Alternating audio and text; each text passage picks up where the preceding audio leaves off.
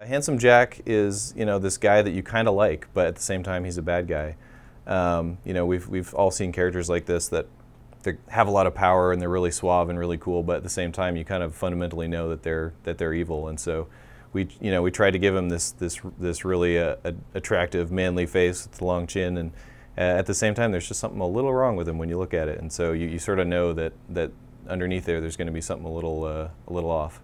Jack buying Hyperion and using it to sort of take over Pandora, we wanted to have a really strong symbolism for what Hyperion was and what that devastation meant to Pandora, because Pandora was already a pretty bad place. Like, how do you mess up a bad place?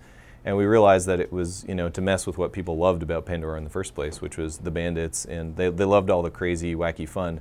And so really the visual language for Hyperion became straight and plain, and that's not fun, right? Like, straight lines are boring. We really tried to make that style really conflict with all the crazy, junky, bandity stuff that you were used to from the first game. So, for example, might have a janky little bandit town with fun signs and crazy skills, and they've, Hyperion has just come in and paved the place and painted it yellow, and so you're just sort of like, damn, you wrecked it, And so that way he still is the bad guy, even though he's killing the bad guys.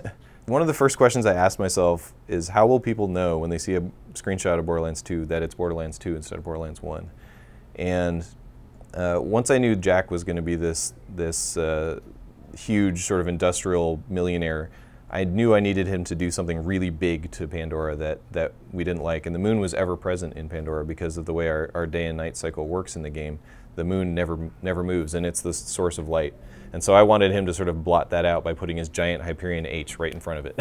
And I wanted you to sort of be like, damn, those jerks, they're like shitting all over my Pandora, And so that's really where that whole idea came from. And since Hyperion invented Claptrap, the Hyperion eye is always a sort of a central image. Wherever you go, it's always up there in the sky staring down at you, and you kind of always know that he's got an eye on you, and that definitely comes up in the story as well.